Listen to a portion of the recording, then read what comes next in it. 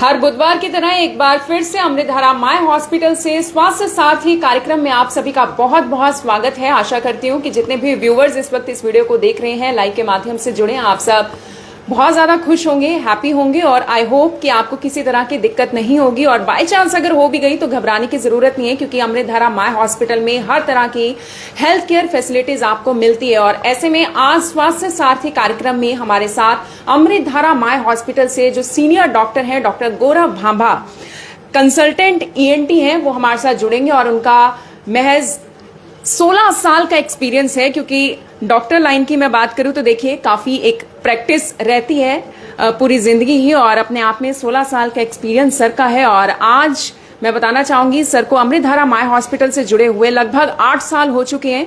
और आज जो हम बात करेंगे, कान, नाक और गले से जुड़ी हुई दिक्कतों को लेकर बात करेंगे। तो सर, सबसे पहले आपसे जानना चाहूंगी, क्योंकि आप कंसल्टेंट ईएनटी हैं, 16 साल का आपका एक्सपीरियंस है, काफी अच्छा एक्सपीरियंस माना जाता है एक डॉक्टर फील्ड में।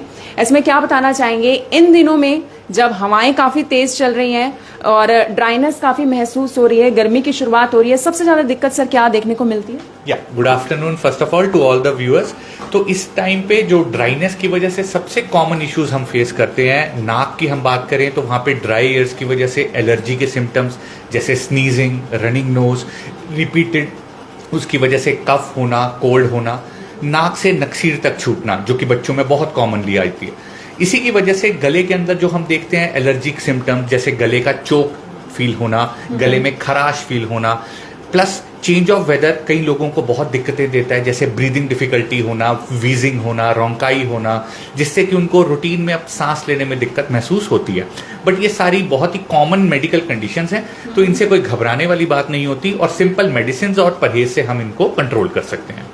दैट मीन्स जिस तरीके से अब सर ने शुरुआत की है, जैसे कि मैंने शुरुआत में भी कहा कि मैं 16 साल का एक्सपीरियंस है, लेकिन सर ने इसी दौरान ख्याति हासिल किया और सीनियर डॉक्टर बन चुके हैं। सर, आपसे जानना चाहूंगी, गोइटर क्या होता है सर? गले से जुड़ी हुई एक दिक्कत है, इसके बारे में आप बताइए। सो बेसिकली गोइटर, हम इसको हिंदी में बात करें तो घेंगा बोलते हैं।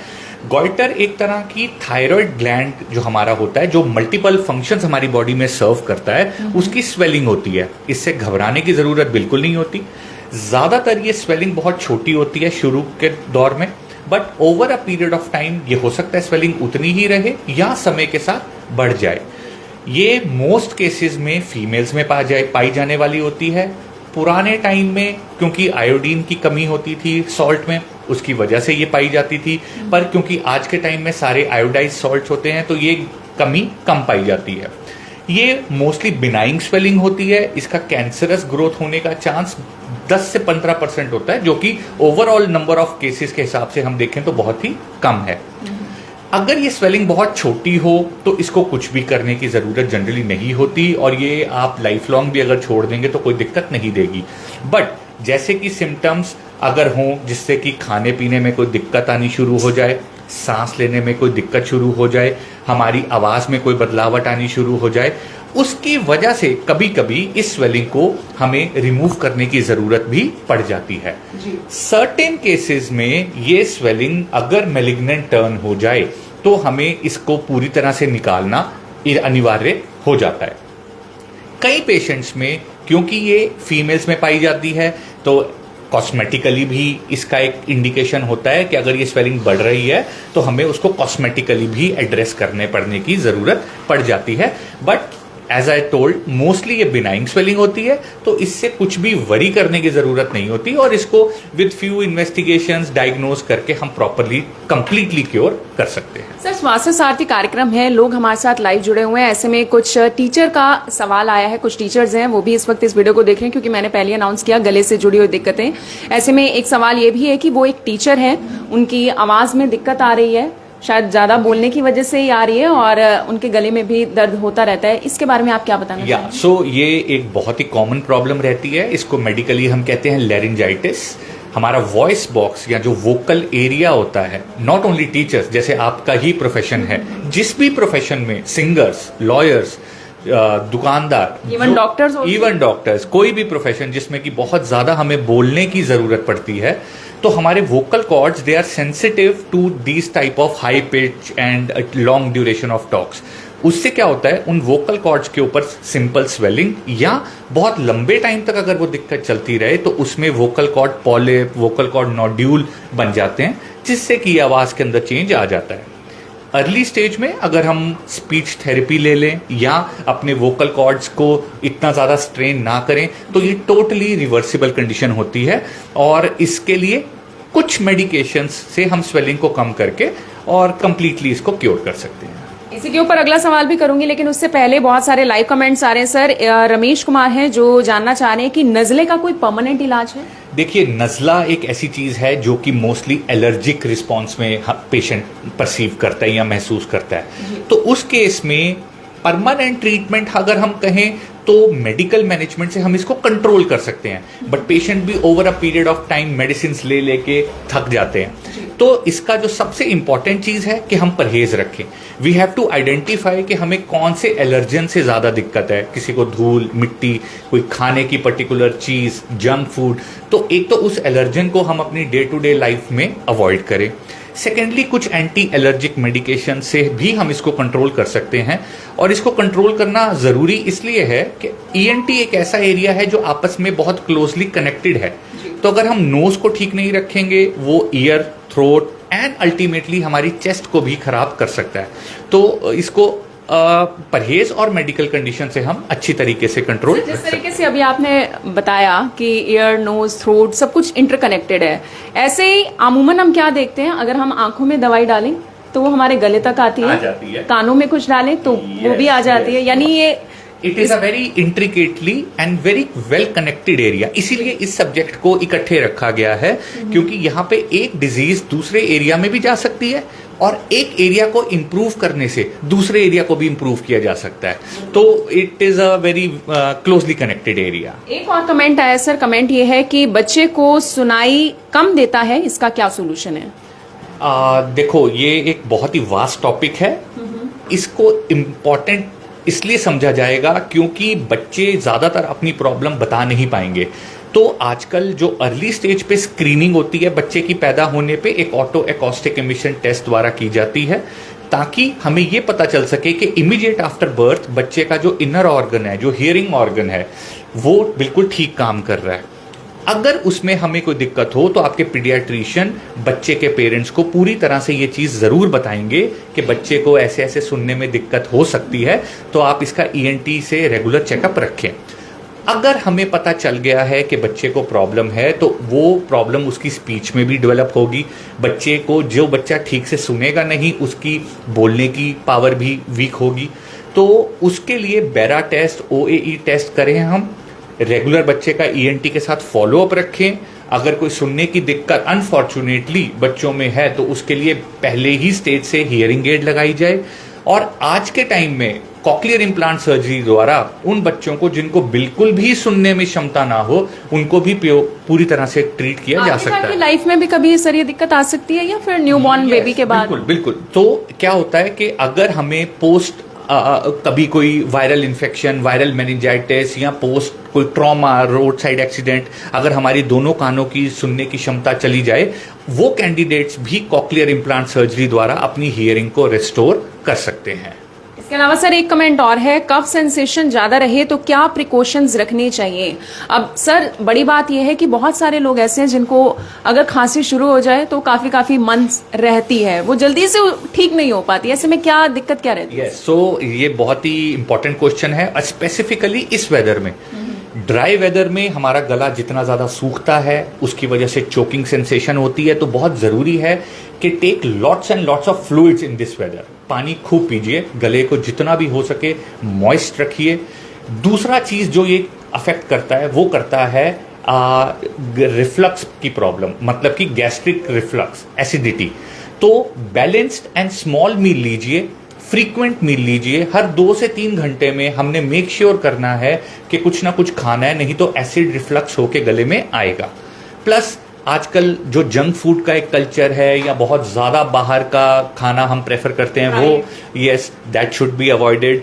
तो इससे हमारे जो गले में ड्राइनेस या कंजेशन होती है वो कंट्रोल हो जाएगी। अगला सर जो कमेंट आया लाइव के माध्यम से, मुझे खाना खाने में और उसको निगलने में दिक्कत होती है, कुछ पेट ठंडा खा लेता हूं तो गले में दर्द भी होता है, इसके लिए क्या करें? हाँ, तो ये टिपिकल टॉन्सिल्स का दिक्कत रहती है, बहुत ही कॉमन प्रॉब्लम होती है। ज्यादातर बचपन में ये 5 से 6 साल 7 साल के बच्चों में पाई जाती है। सिम्टम्स क्या होते हैं? इसमें सबसे इंपॉर्टेंट सिम्टम्स रहते हैं गले में सीवियर पेन रहना, निगलने में दिक्कत होना, इसकी वजह से गले का पकना, बुखार आना। जनरली तो हम पेरेंट्स को एडवाइस करते हैं कि बचपन में ही अगर रिपीटेड इस तरह के एपिसोड्स हैं तो उनको एड्रेस किया जाए, चाहे मेडिकली या surgically. But still certain population उस टाइम पे इसको इग्नोर कर देती है, तो ये प्रॉब्लम आपको एडल्ट एज तक भी कंटिन्यू रहती है। तो अब इसी वजह से एडल्ट टॉन्सिलेक्टमी यानी कि एडल्ट एज में आके टॉन्सिल्स रिमूव कराने की सर्जरी भी बहुत कॉमन देखी गई है और हम रूटीन प्रैक्टिस में उसको करते भी हैं। इसमें कुछ स्टेजेस भी होती हैं सर? हाँ, तो इसके डिफरेंट स्टेजेस हैं depending upon the size. Stage 1, 2, 3, 4 वो साइज के हिसाब से होती है। बट जनरली अगर हम देखें तो साइज से ज्यादा इंपॉर्टेंट होता है कि कितना फ्रीक्वेंटली इन्फेक्शन हो रही है। अगर इन्फेक्शन कम है और साइज चाहे ज्यादा भी है, हम उसको छोड़ सकते हैं। बट अगर इन्फेक्शन ज्यादा है repeatedly, they have to be removed. अगला कमेंट पढ़ना चाहूंगी सर। एक शख्स हैं जो अपनी माँ के लिए सवाल कर रहे हैं। उन्होंने कहा कि उनकी जो मदर है उनको सुबह के वक्त और ज्यादातर शाम के वक्त जो सांस लेने वाली नली है उसमें जाला सा बनता है और सांस लेने में भी दिक्कत होती है, इसके बारे में वो पूछना चाहते हैं। हाँ, तो ये मोस्ट लाइकली कहना चाह रहे हैं टूवर्ड्स माइल्ड एस्थमा, क्योंकि ये सुबह के टाइम और शाम के टाइम में टेम्परेचर डाउन होने की वजह से जो हमारे फेफड़े होते हैं, जो उसके अंदर के एल्वियोलाई होते हैं, जो ब्रीदिंग पैसेजेस होते हैं, वो in response to cold temperature सिकुड़ते हैं।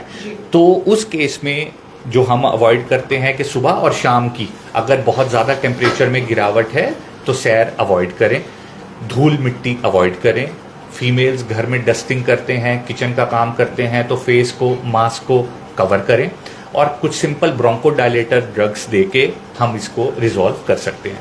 तो प्रोबेबली उनको चाहिए कि एक बार वो अपना एग्जामिनेशन कराएं, चेकअप कराएं कि एग्जैक्टली क्या इशू आ रहा है और उससे थिंग्स शुड गेट बेटर। बहुत लोगों को सर जो उनकी ओरिजिनल वॉइस है, जो उनकी आवाज है, उसमें बहुत सारे बदलाव अचानक से देखने को मिलते हैं। आवाज में भारीपन महसूस होता है, ऐसा क्यों होता है किसी के साथ? हाँ, ऐसे जैसे अभी हमने पहले भी बताया, कुछ तो फिजियोलॉजिकली होता है, जैसे कि हमारी हार्मोनल चेंजेस बॉडी में, ग्रोथ स्पर्ट्स जो आते हैं बोथ मेल्स एंड फीमेल्स में, तो उस टाइम पे हमें फिजियोलॉजिकल वॉइस चेंज भी महसूस होता है, लड़कों की आवाज चेंज होती है। बट जब सर्टेन प्रोफेशनल्स जिनको की वॉइस में बहुत ज्यादा यूज करने की जरूरत पड़ेगी, वोकल यूज बहुत ज्यादा रहेगा, तो उससे आवाज का बैठना, आवाज में होर्सनेस आना, हस्कीनेस आना, ये उनकी वॉइस से रिलेटेड होता है। तो इसके लिए वॉइस का जितना कम से कम यूज करें ड्यूरिंग दी प्रॉब्लम, वो इम्पॉर्टेंट है। वोकल कॉर्ड की स्ट्रेंथनिंग करें, जैसे कि हम जिम जाके अपनी बाकी मसल्स की स्ट्रेंथनिंग करते हैं, उसी तरह हमारे जो वॉइस बॉक्स की मसल हैं, वोकल कॉर्ड्स की मसल हैं, उसकी स्ट्रेंथनिंग अगर प्रॉपर होगी तो वो ट्रॉमा को उतना ही झेल पाएंगे और वॉइस में चेंज नहीं आएगा।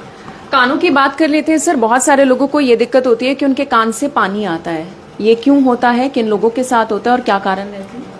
वेरी कॉमन प्रॉब्लम, और स्पेसिफिकली जैसे जैसे आगे नमी का मौसम आएगा, बारिशों का मौसम आएगा, मॉइस्चर रहेगा, वो प्रॉब्लम बढ़ती है। बच्चे अभी स्विमिंग पूल जाना शुरू करेंगे, कान में पानी जाएगा, तो उसकी वजह से क्या रहता है, कान में फंगल इन्फेक्शन, कान में वैक्स का फूल जाना, और उसकी वजह से फिर दर्द, इन्फेक्शन होना, और उसकी वजह से कान में रिसाव आना।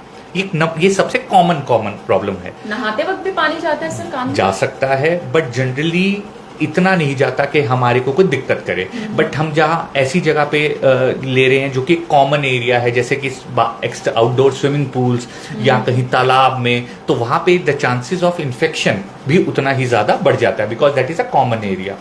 सेकेंडली, कानों में इजीली आजकल ईयरबड्स मिल जाते हैं, तो हम वो यूज करते हैं, वो भी इन्फेक्शन कानों में इंट्रोड्यूस कर सकते हैं। तो मेरी जितने भी व्यूअर्स हैं उनसे रिक्वेस्ट है कि ईयरबड्स बिल्कुल ना यूज करें। एंड थर्डली, जब ये रिपीटेड इस तरह की इन्फेक्शंस होती रहती हैं तो उससे हमारे कान के पर्दे में कहीं ना कहीं सुराख बनने का डर भी रहता है।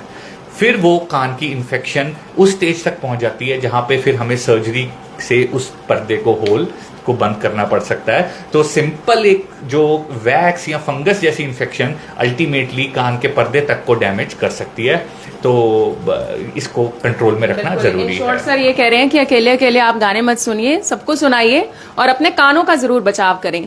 सर अगला सवाल मेरा कपल से जुड़ा हुआ है। बहुत सारे कपल्स हैं कंप्लेंट करते हैं, ज्यादातर वाइफ्स ये कंप्लेंट करती हैं कि उनके जो हस्बैंड है वो खराटे लेते हैं, जिनकी वजह से उनकी पत्नी की नींद खराब होती है, या फिर कई बार पति कहते हैं कि पत्नी की वजह से पति की नींद खराब हो रही है। ऐसे में ये क्या दिक्कत होती है, क्या कॉमन है बिल्कुल, या इसका भी कोई इलाज है? और कॉमन भी है, और आप ये भी जान के हैरान होंगे कि ये अब हमारा सीडेंटरी लाइफस्टाइल उसकी वजह से ये प्रॉब्लम बढ़ी भी है, क्योंकि हमारी जो फिजिकल एक्टिविटी है वो कम हुई है, उसकी वजह से वेट गेन होना कॉमन हुआ है, ओबेसिटी ओवरऑल बढ़ी है। तो खराटे आते क्यों हैं कि हमारा सांस का रास्ता है जो नाक से लेके और चेस्ट तक जाता है। इस एरिया में over a period of time अगर कहीं भी नैरोइंग हो रही है, उसमें स्वेलिंग आ रही है, सूजन आ रही है, नेक शॉर्ट है, ओबेसिटी ज़्यादा है, टॉन्सिल्स हैं, नाक के अंदर मस्से हैं, पॉलिप्स हैं, उस सब का कलेक्टिवली दिक्कत क्या रहती है कि उसकी वजह से हमारा सांस का रास्ता सिकुड़ता है, एयर नैरो पैसेज से जाती है, और वहां से फिर हमें खराटे या स्नोरिंग की प्रॉब्लम आती है। प्रॉब्लम अगर सिर्फ खराटों तक की हो तो सिर्फ ये प्रॉब्लम पार्टनर तक ही रहेगी, बट अगर ये ऑब्स्ट्रक्टिव स्लीप एपनिया का धूप ले ले, जिसमें कि रात को नींद भी डिस्टर्ब होने लग जाए, तो उसका असर हमारे फेफड़ों पे भी पड़ेगा। उसकी वजह से हमें बीपी, शुगर, थायराइड जैसी प्रॉब्लम भी आने का डर रहेगा, और उसके लिए हमें इलाज हमारे हाथ में ही है। Increase your physical activity, obesity, weight lose करिए, अपना डाइट को बेटर करिए, ज़्यादा फ्राइड, ऑयली, घी, तेल, मक्खन, इन सब चीज़ों को कम करिए, या ले रहे हैं तो उसको प्रॉपर अपनी रूटीन इंक्रीज्ड एक्टिविटी से उसको डाइजेस्ट करिए। तो वेट रिडक्शन खराटों को कम करने में बहुत ही इंपॉर्टेंट रोल प्ले करता है, और कुछ नेजल ड्रॉप्स या कुछ मेडिकेशन से भी हम इसको कम कर सकते हैं, कम किया जा सकता है। इसके अलावा सर मैं नेक्स्ट कमेंट पढ़ पा रही हूँ, एक शख्स है जो पूछ रहे हैं कि सर हमारी दादी नानी के जमाने से जुड़ा हुआ एक नुस्खा है गरारे करना, ये कितना कारगर है, कितना कामयाब? गरारे इवन हम नॉट ओनली दादी नानी के टाइम से, हम आज भी अपने पेशेंट्स को due to the anti inflammatory property of salt हम आज भी बोलते हैं कि जो वो पेशेंट जिनको रिपीटेड गला खराब रहता है, तो ऐसा नहीं है कि हर बार एंटीबायोटिक्स लें। गरारे करने से नमक वाले वो उसकी जो एंटी इन्फ्लेमेटरी प्रॉपर्टीज हैं उससे वो बच सकते हैं। दूसरा, टॉन्सिल्स जो रिपीटेडली इन्फेक्टेड रहते हैं बच्चों के या बड़ों के भी, उसमें अगर हम डेली रात को मेडिकेटेड गार्गल्स या सिंपल सॉल्ट वाटर गार्गल्स करके सोएं, तो वो खाना जो हमारे टॉन्सिल्स में फंसा रह जाता है वो वॉश आउट हो जाता है, हमारा गला साफ हो जाता है, और उसकी वजह से जो टॉन्सिल्स की रिपीटेड इन्फेक्शन होती है उसको भी हम एपिसोड्स को कम कर सकते हैं, और जहां एपिसोड्स कम हो गए वहां ऑटोमेटिकली सर्जरी से भी हम बच सकते हैं। सर एक कफ एंड कोल्ड, बेसिकली मैं ज्यादा बात कोल्ड को लेके करना चाहूंगी क्योंकि बहुत लोग इससे बहुत ज्यादा परेशान है। होता क्या है, वेदर चेंज हुआ, अमूमन हर किसी को कफ एंड कोल्ड तो होता ही है, लेकिन बहुत सारे लोग हैं जिनका कोल्ड ठीक ही नहीं होता। उनके साथ ये होता है कि उनको कोल्ड लगा ही रहता है। ये इस दिक्कत के बारे में सर बताइए, जिनको बहुत ज्यादा छींकें आती हैं। यस, सो बेसिकली ये एलर्जिक राइनाइटिस है, मीन्स के वो लोग एलर्जी से परेशान हैं, जो सीजनल भी हो सकती है कि वेदर चेंज पे, और पेरिनियल भी, means through out the year वो चलती रहेगी। सिंपल एलर्जी के लिए तो हम नेजल स्प्रेज वगैरह यूज कर सकते हैं, बट कभी कभी यही एलर्जी जब क्रॉनिक हो जाए, लंबे समय तक चलती रहे, तो वो साइन्यूसाइटिस बन जाती है, जिसको कि कॉमन पेशेंट्स कहते हैं कि मुझे साइनस बन गया है। तो साइनस कुछ नहीं होता, साइनस हमारे नाक के आसपास वो स्पेसिस होती है हमारे स्कल में, फेशियल स्केलेटल में, जो एयर होनी चाहिए, जहां पे हवा होनी चाहिए, लेकिन क्रॉनिक इन्फेक्शन की वजह से वहां से एयर चेंज हो जाती है और वहां पे बलगम या रेशा या पॉलिप्स मस्से बन जाते हैं।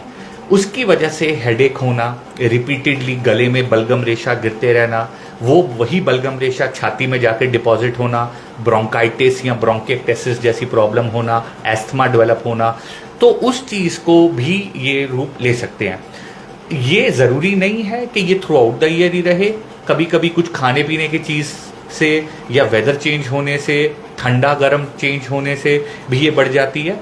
और ये 70 to 80% पेशेंट्स में उस स्टेज से अगर हम स्टार्टिंग से मेडिकल मैनेजमेंट लें तो उसको हम बड़ी ही अर्ली स्टेज पे विदाउट एनी कॉम्प्लिकेशंस मैनेज कर सकते हैं। गौरव सर, अगर मैं नाक की बात करूं, गले की बात करूं, वो तो एक एक ही है ना, नेचुरल वे से, लेकिन कान हमारे दो हैं। ऐसे में क्या कभी ऐसा भी होता है कि अगर कोई दिक्कत है तो दोनों कानों में एक साथ होगी, या कभी ऐसा भी होता है कि एक कान में दिक्कत है और एक कान बिल्कुल परफेक्ट? नहीं, ऐसा mostly in fact I will say कि अगर होगा तो वो जनरली कान में अगर होल हो तो जरूरी नहीं है कि दोनों ही कानों में होगा, या अगर कानों में सुनाई में कमी आए तो वो दोनों ही में आएगी। ऐसा भी बहुत कॉमनली देखा जाता है कि दिक्कत एक ही कान में हो, और उसके लिए हमें ऑडियोमेट्री टेस्ट कराना चाहिए, अपना सुनाई का टेस्ट कराना चाहिए, ताकि जो भी दिक्कत है बहुत अर्ली स्टेज में हमें पता चले। कानों में मेडिकल मैनेजमेंट से हम रेशे वगैरह को कंट्रोल कर लें, रेशे को सुखा लें, तो शायद उससे हमारे कान के पर्दे में होल भी ना बने। बट जैसे जो आपका क्वेश्चन था कि क्या ये प्रॉब्लम हमेशा दोनों ही में डेवलप होगी, तो ऐसा बिल्कुल नहीं है।